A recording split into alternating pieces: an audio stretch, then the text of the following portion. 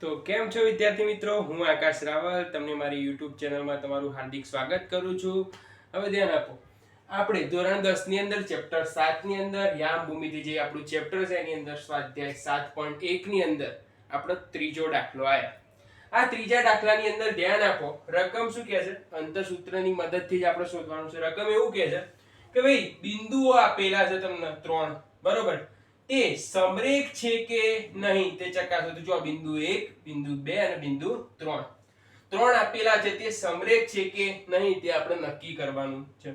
હવે મિત્રો સમરેખ ક્યારે હોય બિંદુ એ તમે જુઓ તો જુઓ, તમને કોઈ 3 બિંદુઓ આપેલા હોય અને એક જ રેખામાં હોય તો એને સમરેખ કહેવાય, બરોબર ને?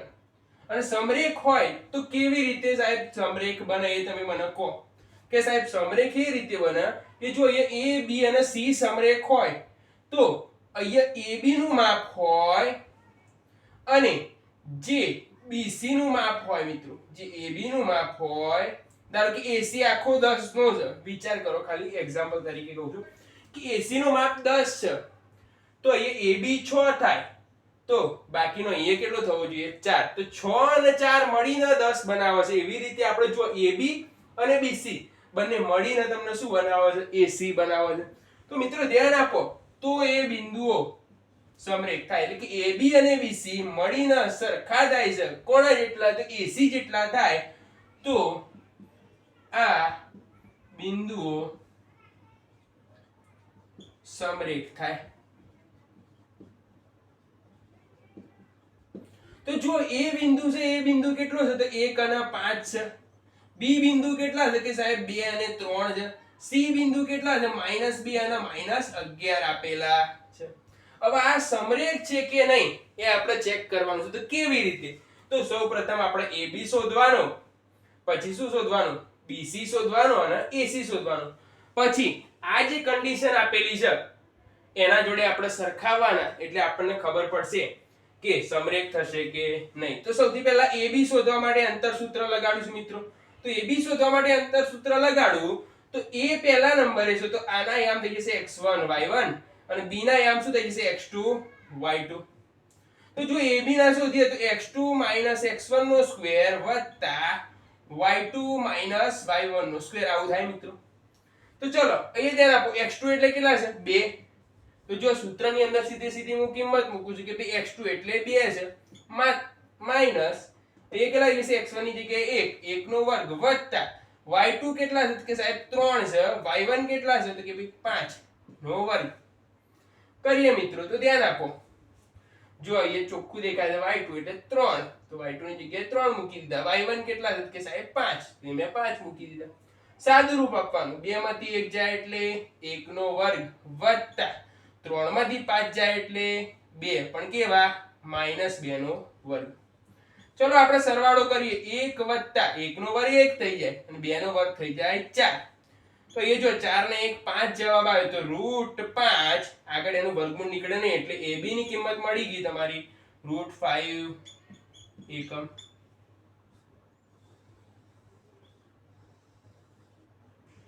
બરોબર છે. ચલો મિત્રો એ મુજબ આપણે આગળ જોઈએ. તો આપણે AB મળી ગયો, હવે શોધવાનું શું રહ્યું? BC. તો BC શોધવા માટે જોઈએ હું ફરીથી અંતરસૂત્રનો ઉપયોગ કરીશ. BC બરાબર, ચલો એ ખાલી ત્રીજા નંબરનો દાખલો. તો BC આપણે શોધવું હોય મિત્રો, તો BC બરાબર કેટલા થઈ જશે? તો જો પહેલા B આવ્યો તો B ના યામને તમારે શું લેવાનું? x1 y1. એ જ રીતે C ના યામને શું લઈશું આપણે? x2 y2 લઈશું. બરાબર મિત્રો.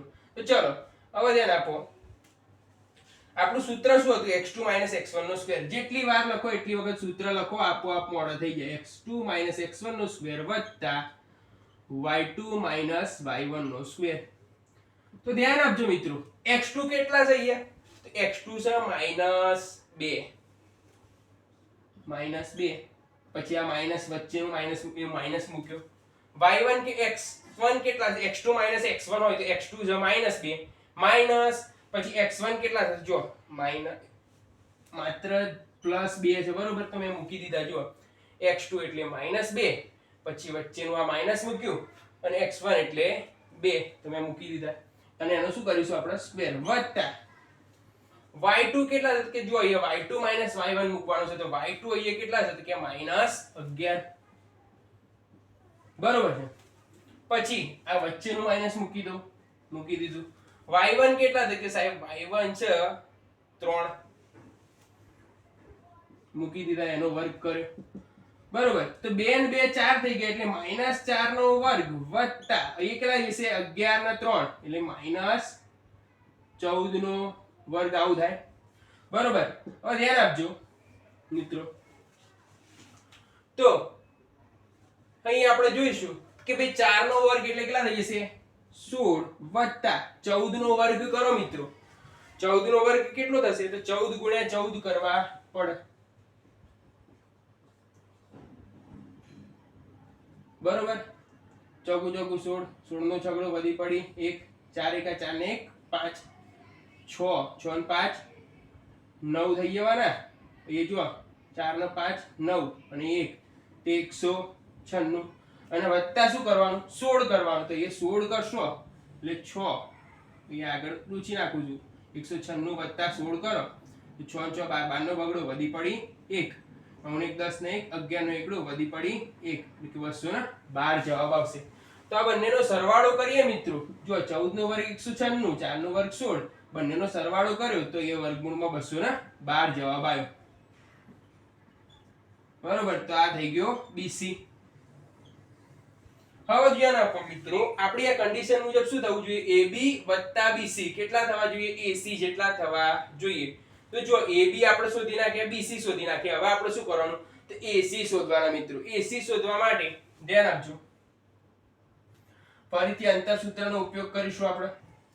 AC માં જો A પહેલા આવ્યો એટલે આ થઈ ગયા x1 y1. હવે C પછી આવ્યો એટલે x2 y2 બરોબર. તો ધ્યાન આપો અંડર રૂટ લગાઈ અને હું લગાવું છું આપણું સૂત્ર. તો સૂત્ર શું હતું તો જો x2 - x1 નો સ્ક્વેર વત્તા y2 - y1 નો સ્ક્વેર.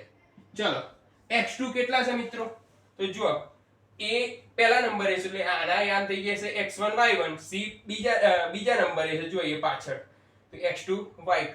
ચલો x2 કેટલા છે અહીંયા -2 x1 કેટલા છે તો કે સાહેબ 1 નો વર્ગ વત્તા y2 કેટલા છે તો જો y2 ની જગ્યાએ -11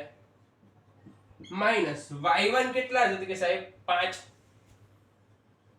ચલો હવે આનું સાદું રૂપ આપીએ તો -2 અને -1 એટલે -3 થવાના એનો વર્ગ -11 અને -5 એટલે -16 થવાના એનો વર્ગ કરો. તો ધ્યાન આપો અહીંયા ધ્યાન આપો 3 નો વર્ગ થઈ જશે 9 16 નો વર્ગ થઈ જશે 256. તમારે 16 નો વર્ગ કરો એટલે 16 ગુણ્યા 16 કરવા પડે મિત્રો. એટલે તમે કરશો તો 256 જવાબ મળશે. હવે આ બંનેનો સરવાળો કરું તો ધ્યાન આપો મને જવાબ શું મળશે તો ભાઈ 256 + 16 એટલે 265 પણ કેવા વર્ગમૂળમાં બરોબર. આ મળી ગયો આપણને AC. હવે આપણે શું કરવાનું છે તો હવે આ સમરેખ છે કે નહીં એ આપણે ચેક કરવા માટે આ જે શરત લખેલી છે એનું પાલન થવું જોઈએ. તો ધ્યાન આપો આપણે આ શરત અહીંયા લખીએ છીએ કે AB + BC = AC થવું જોઈએ. તો ધ્યાન આપો AB કેટલા છે અહીંયા તો AB આપણને મળી ગયા જોજો હા √5 વત્તા BC આપણને કેટલા મળ્યા તો ભાઈ BC મળ્યા વર્ગમૂળમાં 212 બરાબર AC આપણે કરીએ તો AC કેટલા થઈ જવાના વર્ગમૂળમાં 265. તો જો આ બંનેનો સરવાળો કરીએ તો એ 265 જેટલો થાય નહીં. માટે A B અને C બિંદુઓ સમરેખ નથી તે અસમરેખ છે બરોબર. આ દાખલો તમારો અહીંયા પૂરો થાય છે. તમારે સ્ક્રીનશોટ લેવો હોય તો લઈ શકો છો.